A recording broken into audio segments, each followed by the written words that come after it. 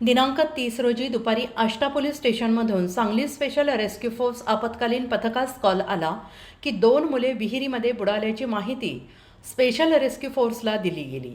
Special rescue force काही वेळातच आष्टा खोतवाडी येथे विहिरीमध्ये 2 मुले बुडाली होती। घटनास्थळी special rescue force Ashta police कर्मचारी अधिकारी घटनास्थळी होते। या घटनेची पाहणी करून स्पेशल रेस्क्यू फोर्सने काही मिनिटातच दोन्ही मृतदेह विहिरीच्या पाण्यातून बाहेर काढले। विहीर 60 फूट खोल, 40 फूट पाणी होते। दरम्यान विहिरीच्या तळाला जाऊन पाण्यातून दोन्ही मृतदेह बाहेर काढले। स्पेशल रेस्क्यू फोर्सची रेस्क्यू अयशस्वी ठरलं। केरबा धोंडीराम बागडी, वय वर्ष 27, नागाव रोड, झोपडपट्टी, आष्टा। दुसऱ्या मयत व्यक्तीचं नाव अजय पप्पन बागडी, वय वर्ष 19, राहणार नागाव रोड, झोपडपट्टी, आष्टा असं असून दोघेजण पोहण्यासाठी गेले असता दोघांचाही पाण्यात बुडून मृत्यू झाला आहे आणि ही माहिती आष्टा पोलीस स्टेशनला दिली होती। आष्टा पोलिसांनी सांगली स्पेशल रेस्क्यू फोर्सला माहिती दिली।